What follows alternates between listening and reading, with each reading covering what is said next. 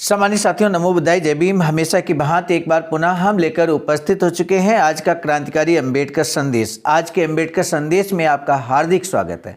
आज के अंबेडकर संदेश में आप जानने जा रहे हैं मुसलमानों और गांधी जी के बीच हुए वो समझौता, जो समझौता वार्ता चल रही थी अल्पसंख्यक कमेटी के, उसी बीच श्री गांधी ने और पंडित मदन मोहन मालवीय ने और साथ ही साथ मुसलमानों ने भी समझौता वार्ता को स्थगित कर भारतीय प्रतिनिधियों के साथ आपस में वार्ता करने की बात कही।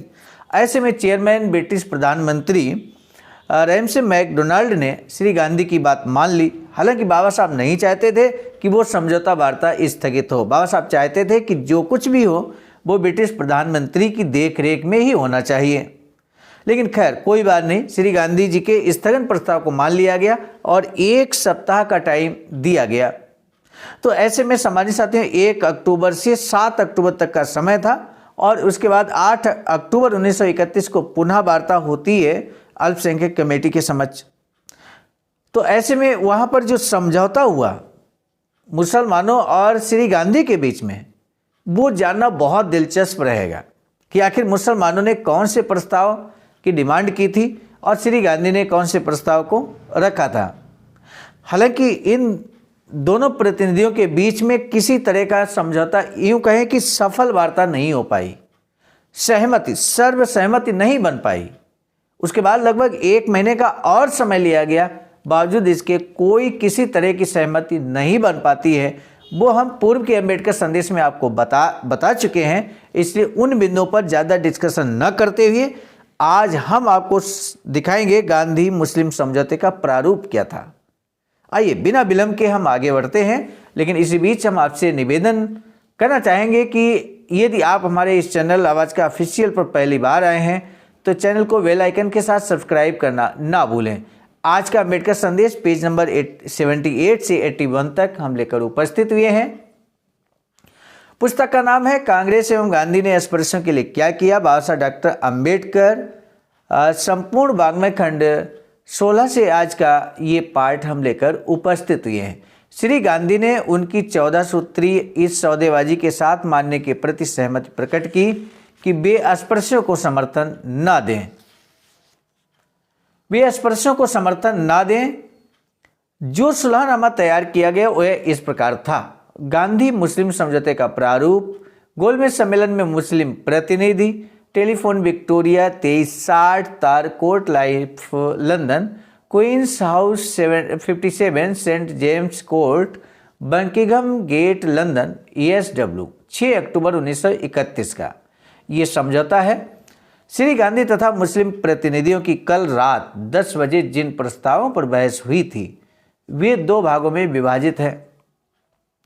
अपने हितों की सुरक्षा के लिए मुसलमानों ने जो प्रस्ताव रखे तथा श्री गांधी ने कांग्रेस की नीति के संबंध में जो प्रस्ताव रखे, उन दोनों प्रस्तावों पर श्री गांधी ने स्वीकृति प्रदान की और वे मुस्लिम प्रतिनिधि मंडल के सामने विचारार्थ रखे गए। मुस्लिम प्रस्ताव।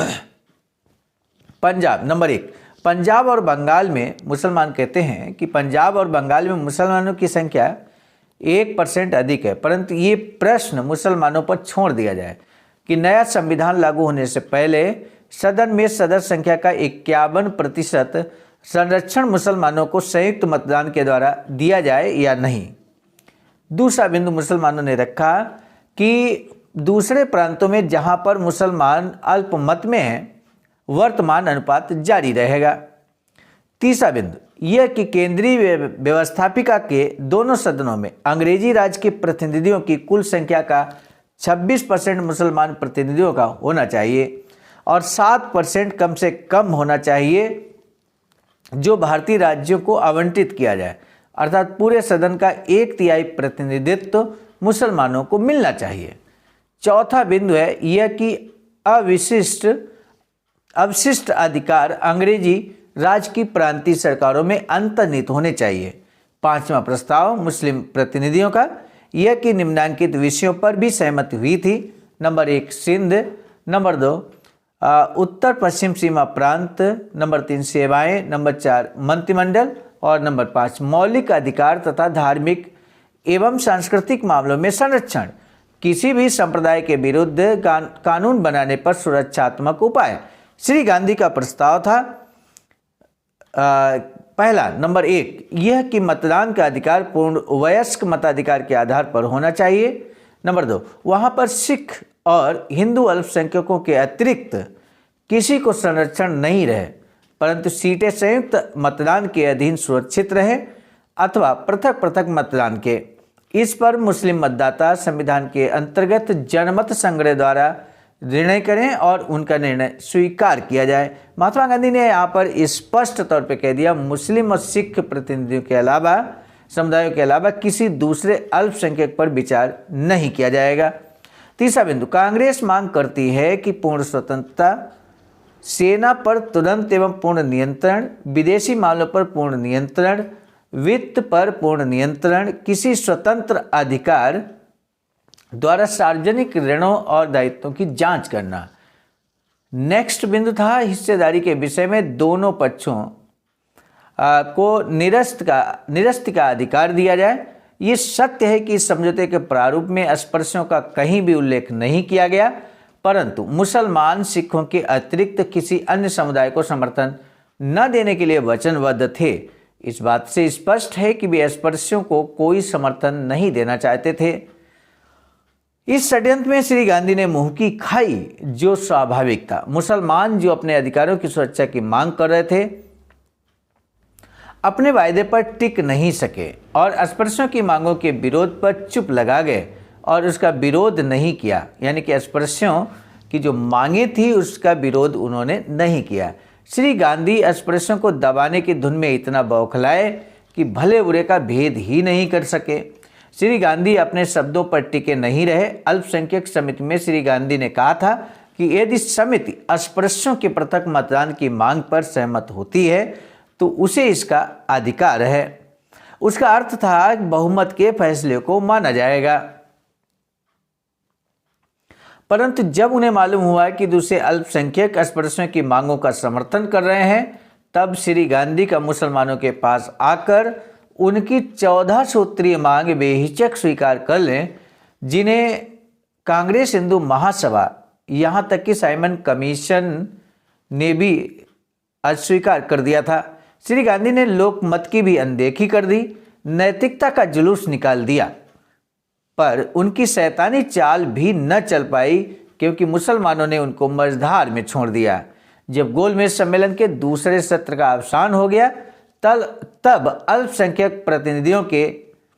अल्पसंख्यक समुदायों के प्रतिनिधियों ने प्रधानमंत्री का प्रस्ताव स्वीकार कर लिया, जिसमें लिखित रूप से प्रधानमंत्री को अधिकृत किया गया था कि वह पंच के तौर पर सांप्रदायिक समस्या पर निर्णय दे।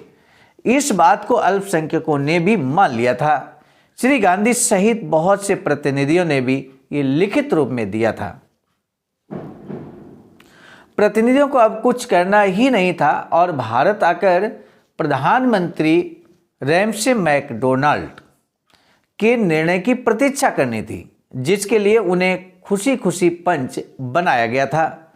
सामान्य साथी, एक सबसे महत्वपूर्ण बात हम आपको बता दें, यहाँ जितने प्रतिनिधि गए थे, जब अल्पसंख्यक कमेटी के बीच समझौता वार्ता स्थगित करने के बावजूद, भारतीय प्रतिनिधियों की अलग से बैठक होने के बावजूद, लगभग 1 महीना देने के बावजूद कोई समझौता नहीं हो पाया। जब कोई समझौता नहीं, सर्वसम्मत कोई समझौता नहीं हो पाया भारतीय प्रतिनिधियों के बीच में, जो विभिन्न समुदायों से वहां पर गए थे गोलमेज सम्मेलन में, ऐसे में चेयरमैन अल्पसंख्यक कमेटी के ब्रिटिश प्रधानमंत्री रैमसे मैकडोनाल्ड ने यहाँ पर न सिर्फ अफसोस जताया कि आखिर भारतीय प्रतिनिधियों ने कोई समझौता इतने लंबे समय देने के बावजूद नहीं कर पाए, ये बड़े अफसोस की बात है। ऐसे में अगर आप लोग सहमत नहीं बना पाए हैं, सर्वसम्मत कोई निर्णय नहीं कर पाए हैं, तो ऐसे में आप सभी यानी कि जितने भारतीय प्रतिनिधि गए थे, सभी लिखकर हमको दें कि अब चेयरमैन कमेटी, अल्पसंख्यक कमेटी के चेयरमैन होने के नाते अब हम जो निर्णय देंगे वो आपको मानना होगा। तो इस तरह से सभी प्रतिनिधियों ने यहाँ तक कि गांधी जी ने भी, मुसलमान प्रतिनिधियों ने भी, अन्य सभी भारतीय प्रतिनिधियों ने ये लिखकर दे दिया कि आप पंच हैं, आप जो भी निर्णय सुनाएंगे वो हम सभी को मान्य होगा। यह दिलचस्प बात यह है, बाबा साहब स्वयं लिखते हैं, इसी बाबा साहब डॉक्टर अम्बेडकर संपूर्ण वाङ्मय खंड 81 पर सबसे नीचे परिशिष्ट में उन्होंने दिया है कि मैंने ऐसा कुछ लिखकर नहीं दिया था। मैंने महसूस किया था कि स्पर्शों की मांगे इतनी न्यायोचित हैं कि उसके लिए पंच फैसले की आवश्यकता नहीं थी। मेरे साथियों, बाबा साहब की काबिलियत आप देखिए, उन्होंने यदि वो लिख के दे देते, सोचिए, और मतलब अस्पृश्यों के खिलाफ कोई निर्णय आ जाता तो ऐसी स्थिति में दलित समाज, अस्पृश्य समाज, अछूत समाज, कई शब्दों से हम कह सकते हैं, वो जस की तस स्थिति में बना रहता। उसके जो यूँ कहें कि समृद्धि के जो रास्ते यहाँ से खुलने वाले थे वो बंद हो जाते। इसी संदेह में, इसी आशंका में, या बाबा साहब इतना कॉन्फिडेंट थे इस बात को लेकर कि उन्होंने जो 8 शर्तें यहाँ पर रखी हैं अल्पसंख्यक कमेटी के समक्ष, ब्रिटिश प्रधानमंत्री के समक्ष, वो हमारी इतनी जायज़ हैं कि उसको कोई नकार नहीं कर सकता है। और आपने देखा था 8 शर्तें जो बाबा साहब ने रखी थी, वो 8 न सिर्फ शर्तें थीं बल्कि उसके साथ कैसे उसको लागू किया जाएगा उसका रास्ता भी दे दिया था। और इसलिए बाबा साहब पूरी तरह से अपने कॉन्फिडेंस से लबरेज थे, और यही कारण है कि उन्होंने एक लिखित में कुछ भी नहीं दिया अल्पसंख्यक कमेटी के चेयरमैन को। तो ये इस तरह से आज का जो दिलचस्प घटना है वो भी हमने आपको बताई है। आज का अम्बेडकर संदेश कैसा लगा ये जरूर बताइए कमेंट सेक्शन में।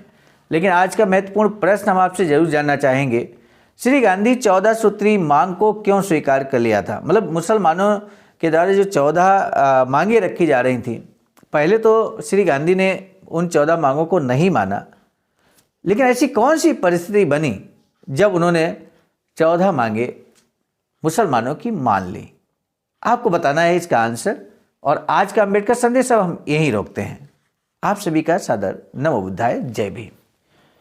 सामान्य साथियों, आप सभी प्रबुद्ध जनों को सहर्ष अवगत कराना है कि बाबा साहब की इच्छा के अनुकूल एक वैचारिकी सेंटर बनाने के लिए ring road, green city, Faridpur, Sarnath, Varanasi, Uttar Pradesh में 14,000 स्क्वायर फीट जमीन की खरीदारी की जा चुकी है। इस संबंध में हम आपको बता दें, निर्माण कार्य प्रगति पर है। इसी क्रम में वैचारिकी सेंटर, जो कि बुद्ध बोधिसत्व अम्बेडकर इंटरनेशनल सेंटर, जिसे शॉर्ट में BBAIC कहते हैं, उसका वाराणसी डेवलपमेंट अथॉरिटी के द्वारा अर्थात VDA के द्वारा नक्शा भी पास कर दिया गया है। आप सभी बाबा साहब के अनुयायियों से अनुरोध है कि यदि इस वैचारिकी सेंटर के निर्माण में आप अपना महत्वपूर्ण योगदान करना चाहते हैं तो दिए गए अकाउंट नंबर पर आप भी योगदान कर सकते हैं। बहुजन बोधि समाज संघर्ष समिति के नाम से ये दिया गया अकाउंट है। IFSC कोड आपके सामने अंकित है। सामान्य साथियों, यदि आप हमारे इस चैनल आवाज़ का ऑफिशियल, जिस पर नियमित सुबह 5 बजे डॉक्टर अम्बेडकर संदेश आपको मिलता है, आप हमारे इस चैनल को सपोर्ट करना चाहते हैं तो हमारा आपसे निवेदन है कि आप हमारे इस चैनल को सब्सक्राइब कर लें, वीडियो को शेयर, लाइक, कमेंट जरूर करें।